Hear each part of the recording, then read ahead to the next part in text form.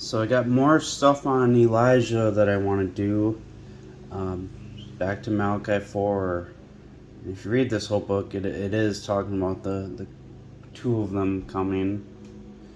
But for as you will see, the day is coming that will burn like an oven, and all the proud, yes, all those who commit lawlessness, will be stubble, and the day that is coming will burn them up. Speaking of burn like an oven, Hosea 7, they are all hot like an oven. But verse 1, when I would have healed Israel, then the iniquity of Ephraim was uncovered with the wickedness of Samaria, for they commit falsehood, and the thief comes in, a band of robbers, plunders outside, and they do not say in their hearts, I remember all their wickedness. Now their own deeds engulf them, they are before my face.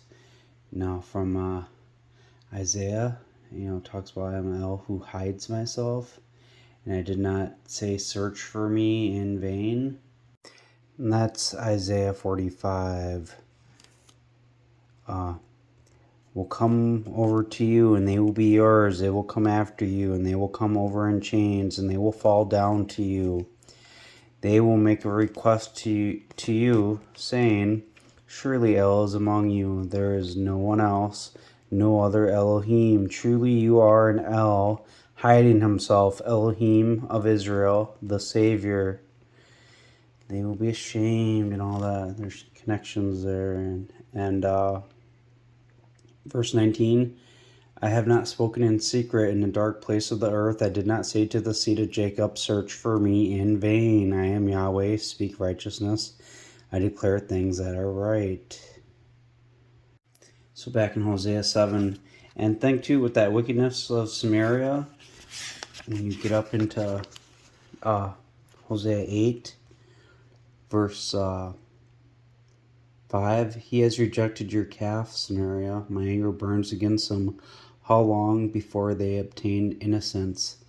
For it also came from Israel, a craftsman made it, so it is no God, but the calf of Samaria will become broken in fragments. And you go back to that 45, Isaiah. It talks about they will be ashamed, even confounded, all of them. Those makers of images will go into confusion together. And after you get done saying search, I didn't say search for me in vain. You get down to verse 20. Assemble yourselves and come draw near, you who escaped from the nations. Those who set up wood of their engraved image have no knowledge and pray to a God that cannot save. So this is stuff that goes into the Revelation 13, where you got the one with the two horns like a lamb, where they got the one they really kill, and then when that image fire descends down and it speaks, people are going to be looking up to that, and they're going to switch the dead one out with the alive one. And because this thing where it says in Isaiah 5:14 or Jeremiah 5:14, since you speak this word, I have made your words fire in your mouth, and this people would. I kind of paraphrased it, so, but this kind of goes with Habakkuk too, and it all, every time you see something speaking, of the coming one, you also see them speaking about the other fake one. Because you get Habakkuk 2:20, but Yahweh is in his appointed temple. Let all the earth hush, keep silence before him. But you go up before there, you probably even start like verse 15 or so. You read down through there, and so I'm going to go to verse 17 though. For the violence done to Lebanon will cover you, and the spoils of animals will make you afraid because of the blood of the men, and for the violence of the land, the city, and all who live in it. What does the carved image profit that its maker has engraved it, the molten image and a teacher of lies, that the maker of his work trusts in it to make dumb idols? I think those people were praying to it, like in Isaiah 45. But woe to you who say to wood, these people would, awake, to dumb stone, arise. This will give us teaching. Look, it is laid with gold and silver, and there is no breath whatever in it. It's because that one's going to really be dead, and they're going to switch it out with a live one, and that's when they're like, oh, let's make an image to it from Revelation 13. Back in Hosea 7, so that day that will burn like an oven from Malachi 4. But it's got the band of robbers, plunderers outside, and so they are before my face. They gladden the king with their wickedness, and the rulers with their false dealings. Think one of the kings take counsel against the anointed one from Psalm 2. They are all adulterers, like an oven heated by the baker. A day coming that will burn like an oven. All the lawless will be stubble.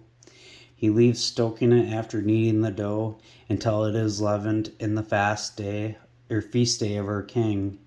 The rulers have made themselves sick with the intoxication of wine. He stretched out his hand with scoffers. John 6:53, and so Jesus said to him, truly, truly, I say to you, unless you eat the flesh of the Son of Man and drink his blood, you do not have life in you. He who feeds on my flesh and drinks my blood has eon life, and I will raise him up in the last day. For my flesh most truly is food, and my blood most truly is drink. He who feeds on my flesh and drinks my blood remains in me, and I in him. As the living Father authorized me, and I live through the Father, the one feeding on me will also live through me. This is the bread come down from heaven, not comparable to how your fathers ate the manna and died. He who eats this bread will live throughout the eon. Think that bread coming down from heaven? Remember from that first Elijah video? There's that type and shadow where, he was under the tree, and that messenger of Yahweh came down, and, he gave him the live coal cakes, or however it was worded. And Elijah took it and ate it. Foreshadowings. Isaiah 28, woe to the crown of pride, the drunkards of Ephraim, those ones drunk with the intoxication of wine. A flower fading of the glory of its beauty. It's the king, the feast of the king day. He's being killed. He's that flower, the fading flower. So the glory of its beauty at the head of the rich valleys, those overcome with wine. Look, Adonai has a mighty one, immensely strong like a tempest of hail, a destroying storm, like a flood of mighty waters overflowing, and with a hand he'll hurl it to the ground. Think too, in that Psalm 18, where I've done on some previous videos, where it talked about him coming down and that hail, and so it's all kind of connected here. When he comes down, he shoots, his arrows, and he'll shoots like lightning. But the crown of pride, the drunkards of Ephraim, will be trodden underfoot, because they're going to get back what they did. And the magnificent beauty at the head of the rich valley will become a fading flower, like an early fig before the summer that an observer sees while it is still in his hand, and he swallows it. See, he eats them. Unless you eat the flesh of the Son of Man, like Jesus said. But in that day, Yahweh Sabaoth will be a crown of glory and a diadem of beauty for the remnant of his people, and for a spirit of judgment to him who sits in judgment, and for strength to those who turn back the battle at the gate. But they also stagger from wine, and they reel about through strong drink. The priests and prophets stagger from strong drink. They are befuddled with wine. They reel about from strong drink. They stagger when seeing visions. They judder in judgment. For all the tables are full of vomit, filth, without any clean space. To whom do they say he will teach knowledge, and whom will he make understand the message? Those weaned from milk, those drawn from breasts, for they say precept on precept, precept on precept, line on line, line on line, here a little there. Yes, indeed, with jabbering lips and a foreign tongue he will speak to this people. Those to whom he said, this is the rest, you might give the weary to rest. This is the refreshing, yet they would not hear. Remember Paul speaking in Hebrews 2, speaking about there remains a Sabbath rest. Today, if you hear his voice, and and how he begins Hebrews talking about, God spoke through the prophets in times past, and nowadays spoke through his son Jesus. But then and then you start hearing about today. If you hear his voice, he keeps repeating it because this one to come. But the word of Yahweh came to them, precept on precept, precept on precept, line on line, here a little there, so that they might go and fall backwards and be broken and snared and captured. In that case, hear the word of Yahweh, you scornful men who rule this people in Jerusalem, because you have said, we have cut a covenant with death, and we are in agreement with the grave. When the overflowing scourge passes through, it will not come to us. For we have made lies our refuge, and we have hidden ourselves under falsehood. Therefore Adonai Yahweh says this, see now I have laid in Zion a stone for a foundation, a test stone, a precious cornerstone, a sure foundation. He who believes will not act hastily. I will also make judgment the line, and righteousness the plummet, and hail will sweep away the refuge of lies, and waters will overflow the hiding place. This went to those connections, like I mentioned, to Psalm 18. We know it's that other one. And your covenant with death will be disannulled, and your agreement with the grave will not stand. When the overflowing scourge passes through, then you will be trampled by it. From the time when it goes out, it will take you away, for morning by morning it will pass over, and by day and by night it will be a terror just to understand the report. For the bed is too short to stretch out on, the covering more narrow than he can wrap himself in. For Yahweh will rise up as he did in Mount Perazim, and he will be angry as he was in the valley of Gibeon, so that he can carry out his work, his strange work, and bring to pass his task, his strange task. Now therefore do not be mockers, in case your chains are made strong. For I have heard from Adonai Elohim Sabaoth that a full end is determined on all the land. So just like I keep mentioning that Psalm 18, so the ropes of death hemmed me in, and floods of useless men overwhelmed me. Yahweh hearing him out of his temple. His temple here, think that Malachi 3, when suddenly the Ha-Hadam will come into his temple, because that's speaking about Jesus, and he's king right now, and it's getting passed though down to his son. But so hearing that voice from his temple is because Jesus said he'd raise him up at the last day. And then you got, look, he rode on the caribou and flew. He flew on his wings of the wind. There's that cherubim and caribou from the Ark of the Covenant, and I've covered that in other videos. Think that Son of Righteousness will rise with healing in his wings. Here's that Elion gave his voice, Elion the Most High, gave his voice, hailstone and coals of fire. So, sweeping away the refuge of lies. He sent his arrows, and we got, like that polished arrow and the sword being his word. I believe that was Isaiah 49. I covered it more in a different video. And he scattered them, and he shoots like lightning. If you look it up, should be more properly understood if you translated it that way, because all the lightning flashing from the east to the west will be the sign of the Son of Man, being drew out of many waters. And then he makes my feet like deer. Same thing mentioned at the end of Habakkuk, having feet like deer. So all the connections. So back in Hosea 7, so with that Malachi connection, that the day like an oven. But in the feast day of our king, the rulers made themselves sick with intoxication of wine.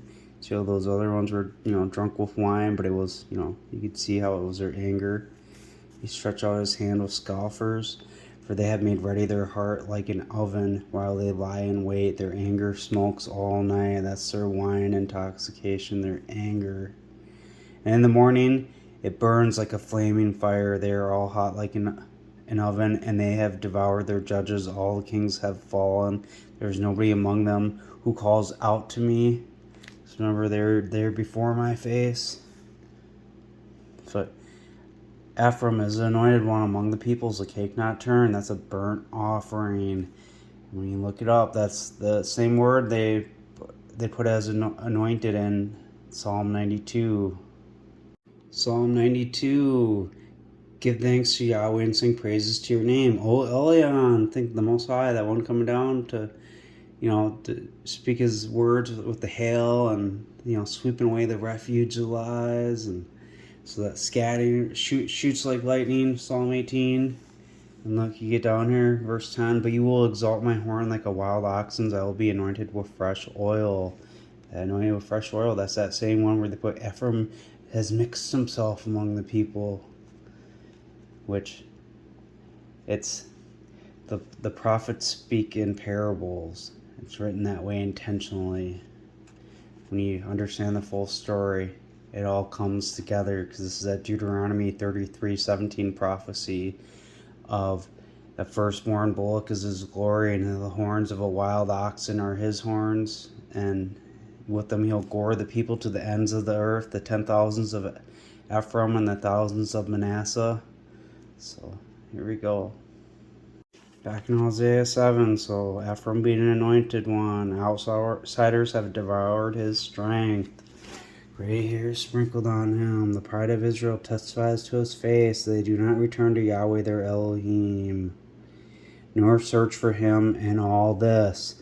Remember Isaiah 45, and now who hides himself? I did not say, search for me in vain. And Ephraim is like an innocent dove without heart. They call to Egypt, they go to Assyria. Wherever they go, I will spread my net over them. I will bring them down like the birds of the sky. I will chastise them according to the report of their congregation. Woe to them. That's those Revelation 2 and 3 reports. Because like if you go to chapter 1 of Revelation, it mentions how he was in the Spirit in the Lord's day, the day of Yahweh.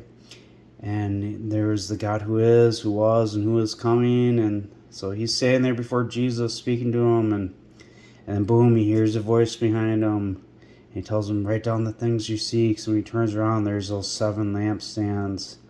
And they were 7 spirits or eyes. Because I'm kind of thinking of that Zechariah 3, and I think that one says the eyes, and then it's spirits in Revelation 1, but it represents the ecclesia groups. So, and he was told to write down what he saw, and that's what those letters are writing to him. It's for them to read after, they understand. They saw the sign of the Son of Man. He flew away like a bird. The glory of Ephraim will fly away like a bird. No birth, no one with child, no conceiving, because, already killed and resurrected. That's why there's no one with child at that point. And so talks about them rebelling against them. And although I have bound them, I have strengthened their arms, even though they imagine mischief against me.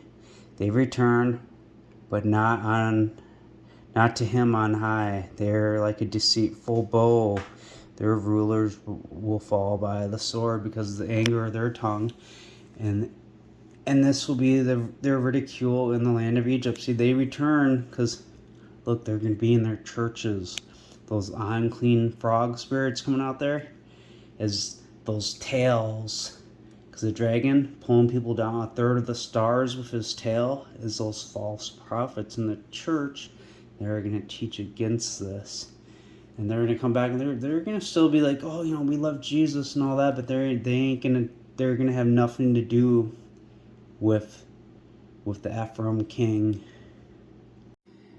Revelation 16:13, and out of the mouth of the dragon, and out of the mouth of the beast, and out of the mouth of the pseudo-prophet, I saw 3 unclean spirits like frogs, for they symbolize spirits of demons performing signs that go out to the kings of the whole inhabited world to assemble them for the battle of the terrible day of God the Almighty. Watch out, I come like a thief. Blessed is the one watching and keeping his garments, so that he might not walk naked and they would see his shame. And he gathered them together in a place which is in the Hebrew language is called Armageddon. And see, they're telling lies. because those pseudo prophets and all them, and they're coming out of the mouth of the dragon, because they're the tail. In Revelation 12.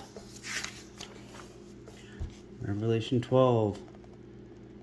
Look, so another sign was seen in the sky, a terrible fury, red dragon having 7 heads, 10 horns, 7 diadems on his heads, and its tail dragged a third of the stars of the sky, and it flung them to the earth.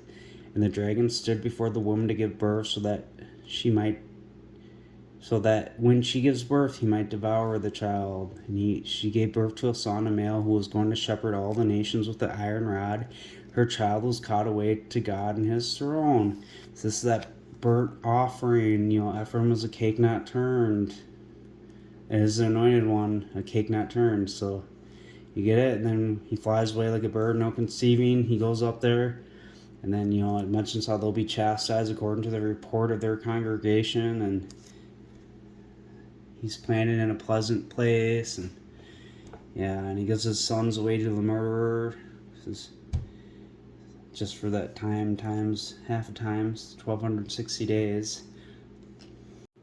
So here we are in Isaiah 9. So a child is born to us, a son is given to us, a government will be on his shoulder. His name will be called Wonderful Counselor, Mighty God, Founder of the Eon, Prince of Shalom. The increase of his government and Shalom, there will be no end on the throne of David and over his kingdom, to order it and to establish it with judgment and justice from this time on throughout the duration of the eon. The zeal of Yahweh Sabaoth will perform this. Now look, and it's funny too, because all the people will know Ephraim and the inhabitant of Samaria. He's talking about Samaria again, but in Syrians, you get the Syrian and like Egyptian and stuff, and Samaria kind of, well, I don't want to get too deep into that, but now check it out. Verse 12, for all this his anger has not turned away, yet still his hand is stretched out. For the people do not turn to him who struck them, nor do they search for Yahweh Sabaoth. They don't search for me. They're before my face, like it says, And it says, El who hides himself, he did not say search for me in vain. But verse 14, therefore Yahweh will cut off the head and tail from Israel, the palm branch and the bulrush. Now if you read all of Psalm 92, it talks about anointing the horns of the wild ox, and if you get down a little more, it talks about like the palm trees, and so you see a little connection to that. And one day, the ancient and honorable man is the head. See, the head is that one, for the child is given to us. And the prophet who teaches lies is the tail. For the leaders of this people cause them to stray, and its prosperous among them are swallowed up. So you see how in Revelation 12:4, and its tail dragged a third of the stars of the sky, and it flung them to the earth. From that dragon's tail, it's those false prophets, because then you got those unclean spirits, the pseudos and stuff, what we read. It was Revelation 16. But in verse 15, right here, the serpent spewed out of his mouth water like a river in pursuit of the woman, so that he might make her get swept off her torrent. And the earth helped the woman, and the earth opened its mouth and swallowed the river that the dragon spewed out of its mouth. And he went to make war with the remnant of her seed, those holding the commandments of God and having the testimony of Jesus. Remember, the testimony of Jesus is the spirit of prophecy from Revelation 19. But yeah, it was Revelation 16 though, right here, with the mouth of the dragon, the mouth of the beast, and the mouth of the three unclean spirits like frogs. So that's those ones, the tail. And now in Revelation 9, if you knew about like Joel 2 and Book of Nahum, like he's gonna have his own army when he comes back, and they're gonna be like locusts and all that.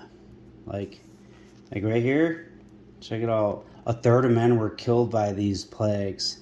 Think the dragon drew a third of the stars with his tails, those false prophets teaching the lies.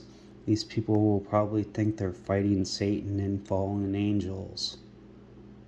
When the whole time the Bible tells you he's going to be raised with eagle wings. And so are the witnesses.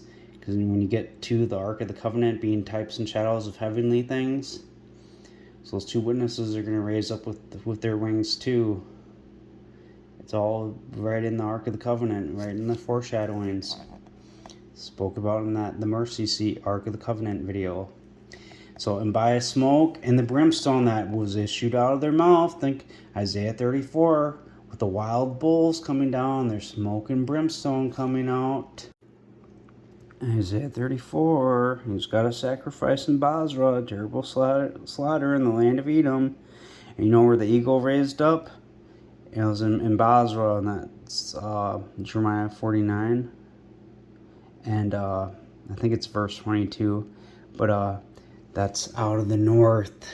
And look, and the wild oxen will come down with them, the bullocks and the bulls, and their land will be drunk with blood, and their dust saturated with fat. For this is the day of vengeance of Yahweh, the year of recompense for the controversy of Zion. Its streams will be turned into pitch, and its dust into brimstone, and the land will become a burning pitch, and it will not be quenched day or night. The smoke will go up throughout the eon.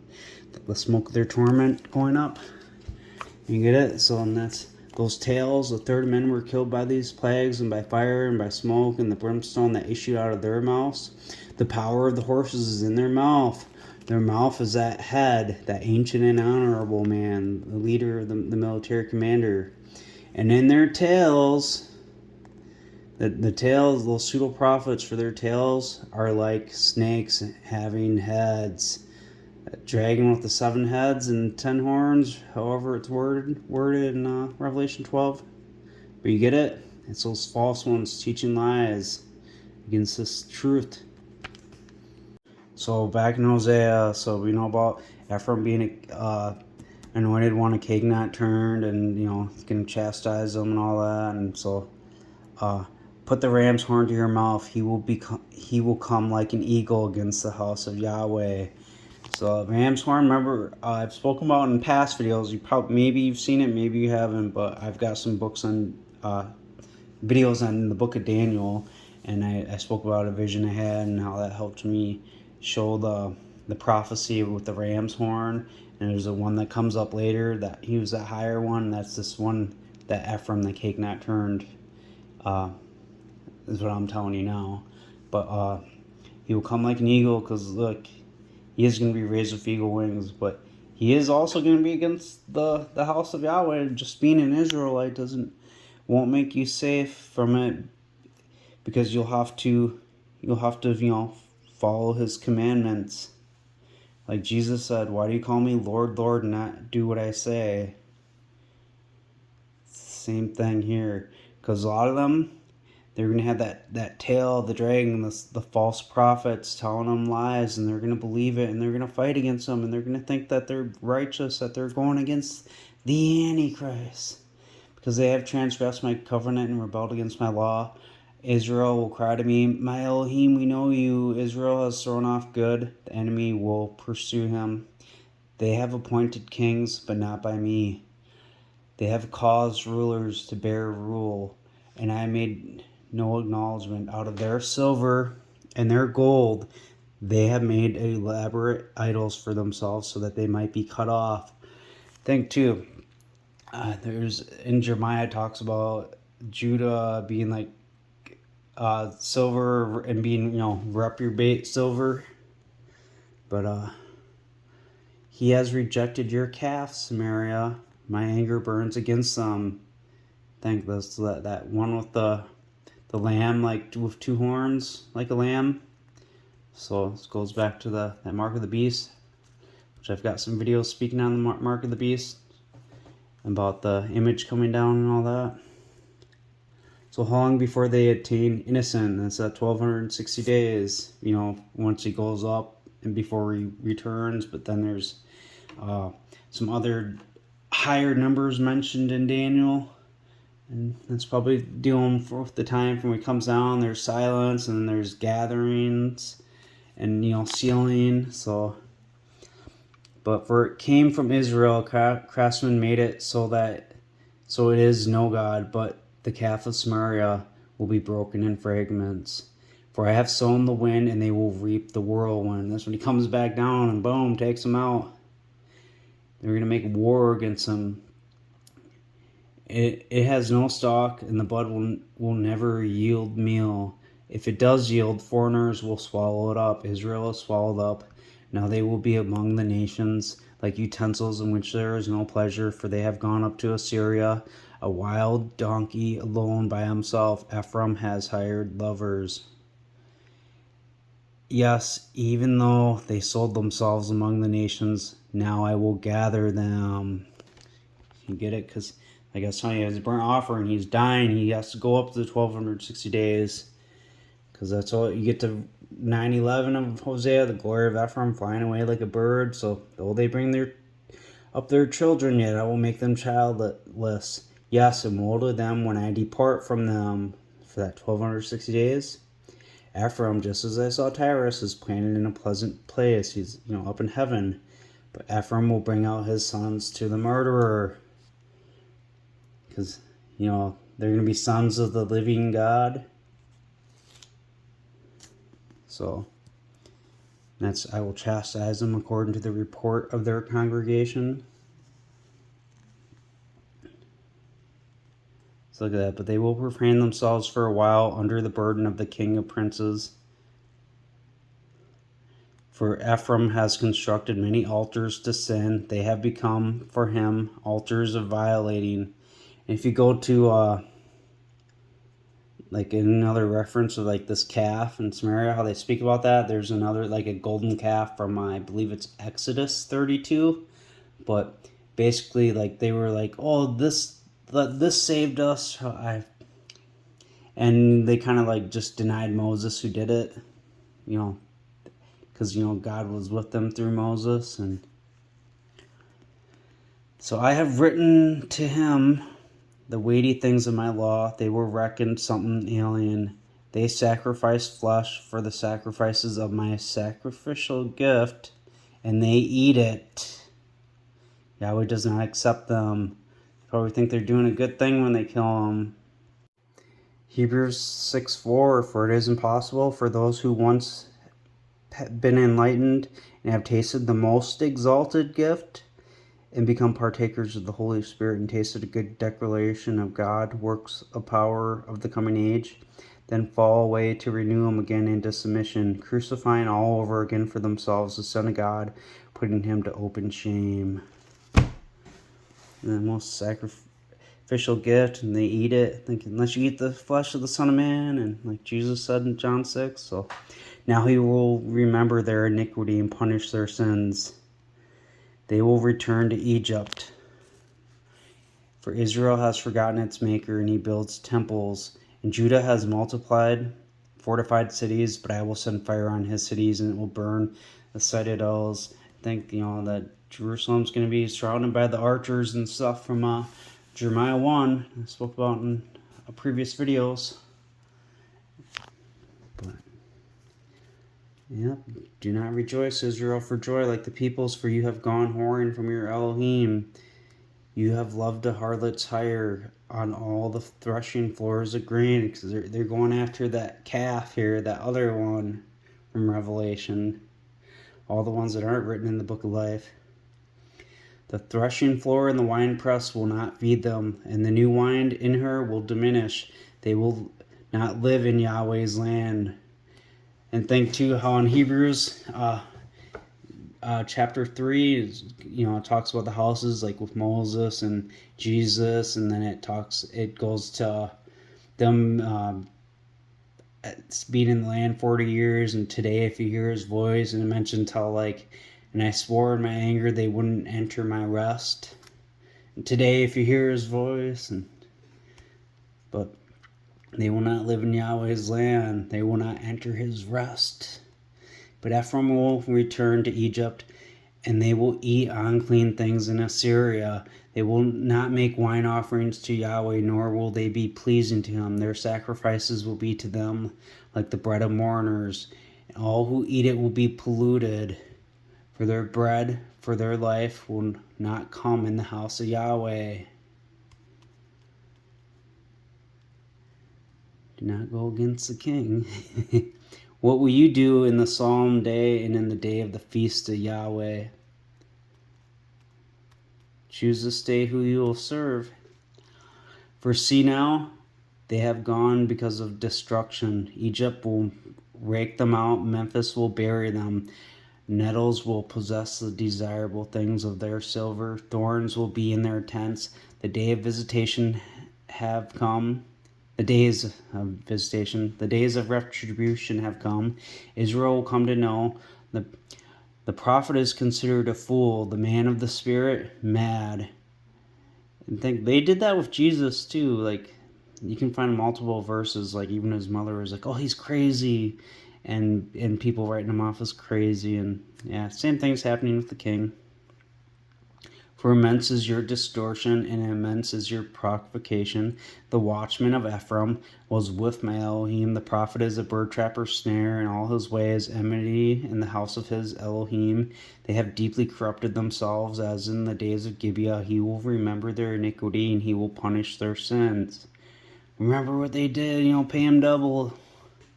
So I found Israel like grapes in the wilderness. I saw your fathers as first fruits in the fig tree. In her first season, they went off to Baal Pure and dedicated themselves to a shameful thing, and an abomination like the thing they love, the abomination of desolation. The Ephraim is anointed one, a cake not turn. But in 3 days, the glory of Ephraim will fly away like a bird, and no birth, no conceiving. Because look, Hosea 6:1, come and let us return to Yahweh, for he has torn, but he will heal us. He has struck us, but he will bind us. After 2 days, he will revive us. On the 3rd day, he will raise us. Malachi 4:1, for as you will see, the day is coming that will burn like an oven. So like we've seen that Hosea, them burning like the oven with the feast day of the king, and they're intoxicated with the wine, all the proud, the crown of pride on the drunkards of Ephraim, with that wine, their anger, and it goes with the burning oven. Yes, and all those who commit lawlessness will be stubble. Yeah, we know what's going to happen after. And the day that is coming will burn them up, says Yahweh Sabaoth, so it will leave them neither root nor branch.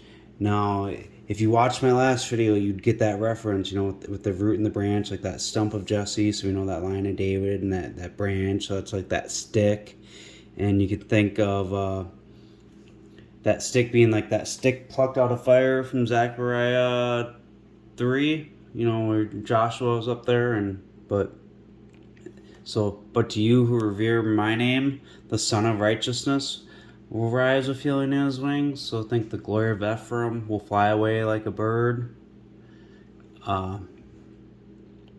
So he'll rise with healing in his wings, and you will go out and leap for joy like calves out of the stall. So I think of those calves coming out of the stall. You get to Isaiah 59 and 60. You could really probably start, back here ways in chapter 59 and start reading, and you hear about truth being found missing, and talks about we stumble at noonday as in the night. Makes me think of that Amos chapter 8, I believe it is. It speaks about the sun going down at noon and sackcloth coming on all loins, mourning as if mourning for an only son, because that one's going to be killed. There's no intercessor, where Jesus talks about the counselor coming. It's also a word for intercessor, so you can see a connection here with that. His own arm bringing him salvation, and it talks about, look, so they will revere the name of Yahweh from the west. Think like lightning flashes from the east to the west. So too shall be the sign of the Son of Man. So think if he's coming from the east, going west, people in the west are going to revere the name. Get it? And his magnificent splendor from the rising of the sun. Think the Son of Righteousness will rise with healing in his wings. When the enemy comes in like a flood, the Spirit of Yahweh will impel him to flee. I think he gets the flood waters above him, and he's killed, but then he gets resurrected. And Jeremiah 49 speaks about, the Jordan rising up, and then him running away, and it says he'll be raised up with eagle wings from Basra. And then you get to chapter 50 of Jeremiah, and it talks about him coming back, and there's that same river flood, and then they run away, and it says the same thing again, where it says, "Who is this chosen man?" like it says in Jeremiah 49 and 50. But chapter 60, arise, shine, for the light has come, and the glory of Yahweh has arisen over you. For as you will see, darkness will cover the earth, gross darkness the people. But Yahweh will rise over you, and his magnificent splendor will be seen over you. And nations will come to your light, and kings to the brightness of your rising. Lift up your eyes all around and see, they all gather themselves. They will come to you. Your sons will come from afar, and your daughters will be supported on hips. Then you will see and become radiant together, and your heart will throb.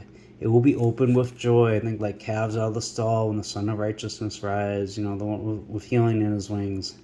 Because of the abundance of the rich seafaring people will be turned towards you. The wealth of the nations will come to you. John 15:26, but when the Counselor comes, whom I will authorize to you from beside the Father, the Spirit of truth, who goes out from beside the Father, he will give testimony about me. Now think. Now back to Isaiah 59, truth is found missing, and him departed from evil makes himself plunder. Yahweh looked, and there was evil in his eyes, that there was no justice, and he saw there was no man, and he wondered that there was no intercessor. Intercessor and counselor, it's like the same thing. So,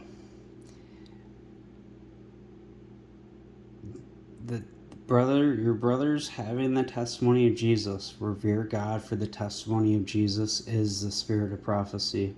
But I kind of wanted to tell a little testimony too, like where so every time I would read that Malachi, I would see that the Son of Righteousness rising with healing in his wings.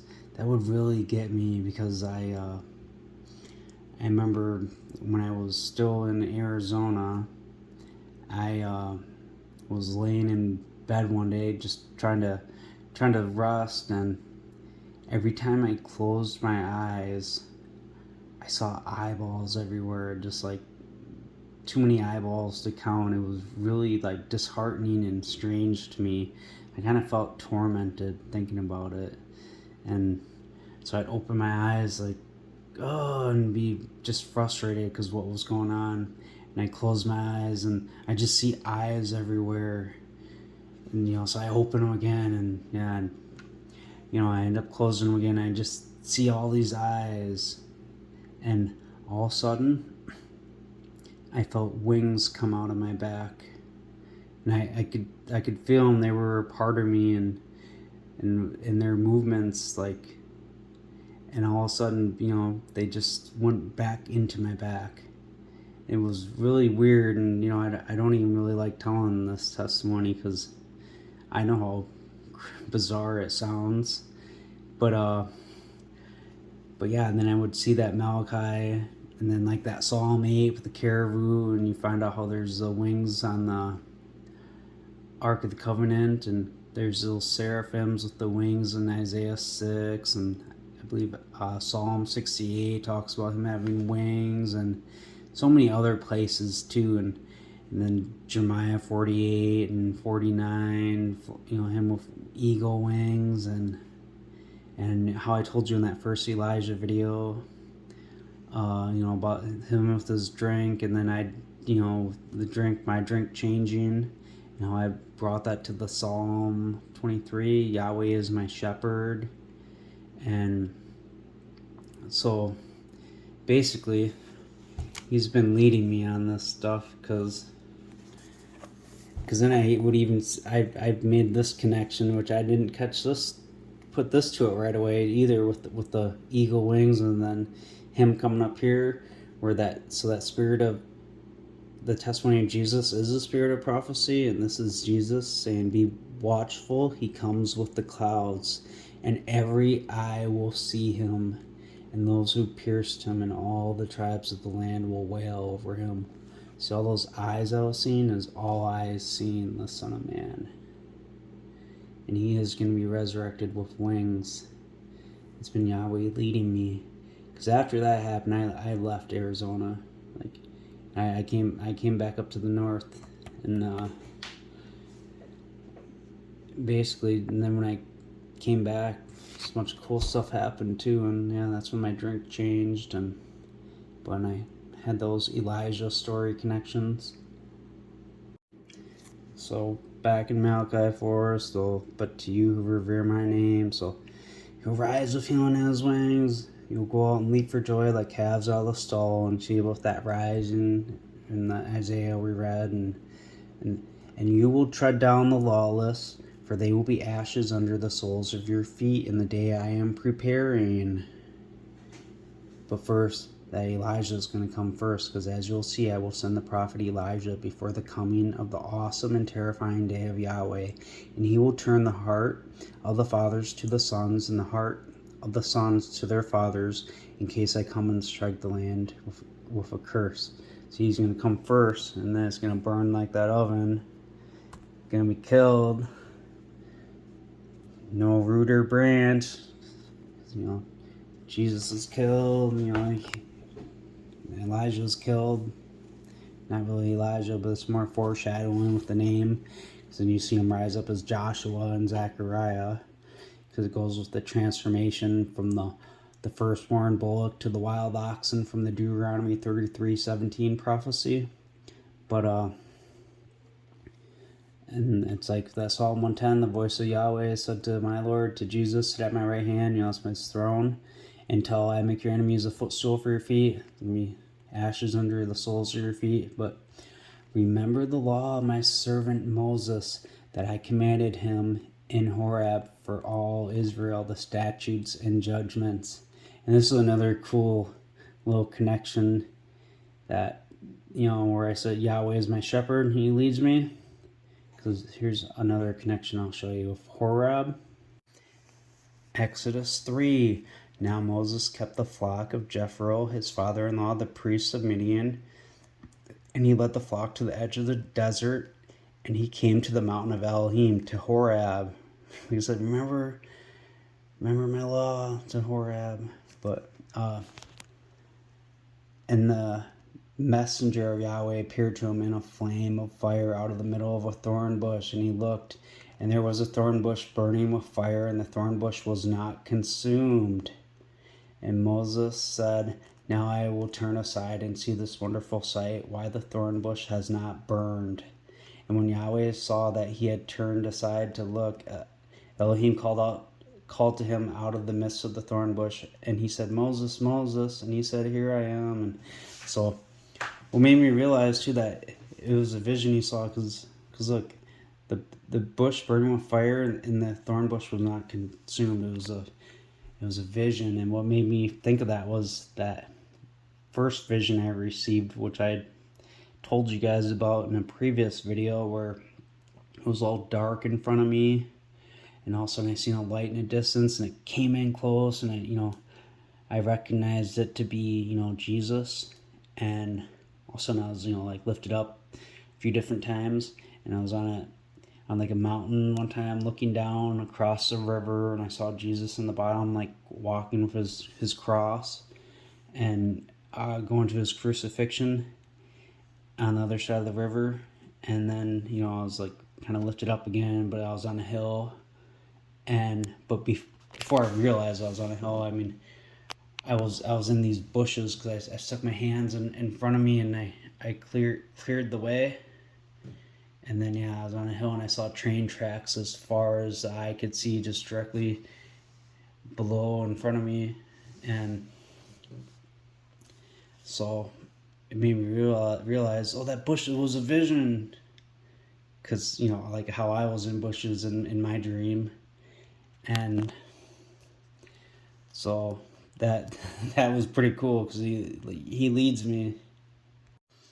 And it's confirmed in Acts 7 that it was a vision too, because Acts 7:30, and when 40 years were fulfilled in the wilderness of Mount Sinai, the messenger of the Lord was seen by him in a flame of a burning bush. And Moses, on seeing it, was amazed at the vision. And on drawing near to inspect, the voice of the Lord came to him. I am the God of your fathers, the God of Abraham, the God of Isaac, and the God of Jacob. And if we go back to the Exodus, the burning bush, he says, I am the Elohim of your fathers, of Abraham, of Isaac, and Jacob. And, Moses hid his face. He was afraid to look at Elohim. There's verses saying, too, I have surnamed you guys, but you don't, Israel doesn't know. But Moses said to Elohim, indeed, when I go to the sons of Israel, I will say to them, Elohim of your fathers has sent me to you, and they will say, what is his name? What shall I say to them?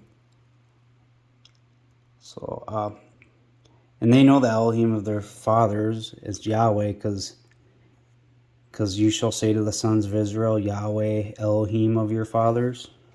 But anyways, going back to here, because he asked them, what shall I... Indeed, when I go to the sons of Israel and I say to them, the Elohim of your fathers has sent me to you, they will say to me, what is his name? What shall I say to him? And Elohim said to Moses, Ea, Asher, Ea. That's, I will be who I will be. Most footnotes down there. And he said, you shall say this to the sons of Israel, Ea has sent me to you. I will be.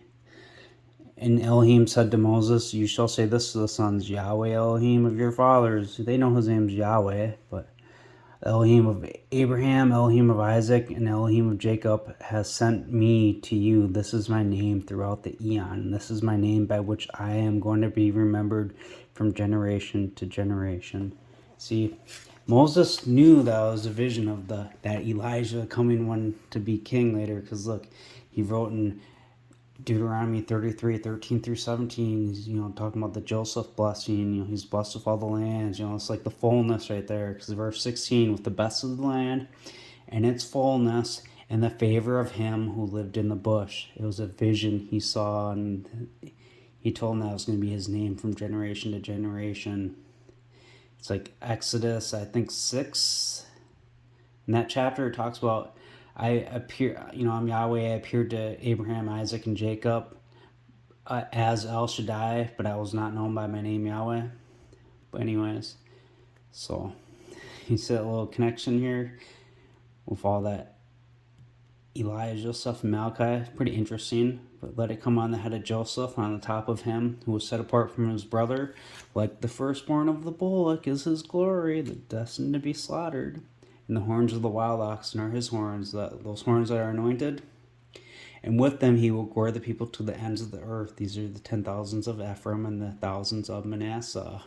And when you get to the beginning of this, Moses, the man of Elohim, exalted sons of Israel before his death, and he said, Yahweh came from Sinai. He rose up in light to them from Shur. He shone out of Mount Param, and he came with speed of 10,000s. Think the lightning comes from the flashes from the east to the west. I think we read in Isaiah 59, 60, like when he rises up and the hearts would throb. It's like they're going to come to your light. This little picture of it right here. Pretty cool, huh? Now, speaking on types and shadows, Luke 1:17, this is about John the Baptist. And he will go out ahead of him in the spirit and power of Elijah in order to turn hearts of the fathers towards the children and the disobedient to the wisdom of the righteous, to make ready a people having been prepared for the Lord. John, so this type and shadow being in the spirit and power of Elijah, John wasn't doing stuff like Jesus was doing. And if you go to Habakkuk chapter 3, it talks about there being concealment of his power. And it mentions that, Yahweh will be in his temple in that chapter. So he's going to be like, John here, just teaching. Matthew 17:9, and as they were coming down from the mountain, Jesus instructed them, saying, tell the vision to nobody until the Son of Man has risen from among the dead. And his disciples asked him, saying, why then do the scribes say Elijah must come first? And in answer, Jesus said to him, Elijah does indeed come first and he will restore all things. However, I say to you, and Elijah has already come, and they did not recognize him, but they did in his case whatever they pleased. In the same way the Son of Man is also about to suffer by them. Then they understood that he spoke to them concerning John the Baptist. Yeah, John the Baptist in the type, because he's coming in the spirit and power of the Elijah to come, where there's concealment of his power. So like Jesus said that he would restore all things, that Elijah would. Now in Revelation 21, the tabernacle of God is with men. He will tabernacle with them, and they will be his people, and God himself will be with them, that, in his tabernacle. I think that second tabernacle from when I speak about it in the book of Hebrews and those studies, like the mercy seat, the Ark of the Covenant. But look, in verse 5, the one sitting on the throne said, "See now, I make all things new," restoring all things. Acts 2:19, submit therefore and be converted with a view to the erasure of your sins, so that the times of refreshing, think like Jesus said, Elijah comes first and he will restore all things, and we got the one on the throne saying, I make all things new. And so that refreshing coming from the face of the Lord, that's going to Isaiah 28 with the drunkards of Ephraim, and those connections we made with that, and then into Hosea and that Elijah coming. So, and he might authorize him who was proclaimed beforehand. There should be period then. And then go to verse 21 here. Jesus Christ, whom heaven must receive until the times of restoration of all things that God spoke through the agency of the mouth of all his appointed prophets from of old. Elijah does come first, restore all things. So you get it? And this is just those commas there, they make you think, oh, speaking of Jesus, well, he is coming with them, but Elijah's going to come first. So watch. So a view to the erasure of your sins, so the times of refreshing might come from the face of the Lord. The drunkards of Ephraim. Look, verse 12, Isaiah 28. Those to whom he said, this is the rest you might give the weary to rest, and this is the refreshing, yet they would not hear. Today if you hear his voice in Hebrews, but it's that same one. It's that one where Moses said to the fathers, the Lord our God will raise up for you from among your brothers a prophet like myself. You shall hear him in all things, and whatever he shall speak to you, it will come to pass that every person who will not hear that prophet will be utterly destroyed from among the peoples. And look, and when you get to verse 26 too, to you first, God having raised up the servant Jesus, authorized him, blessing you, turning each one of you away from your iniquities.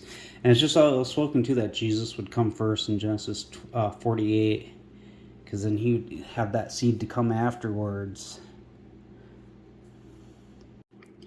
So having receiving him until the restoration of all things, 1 Thessalonians 4:16, for the Lord himself will come down from heaven with a shout of command, with a voice of the arch messenger, and with the trumpet of God, the dead in Christ will be raised first.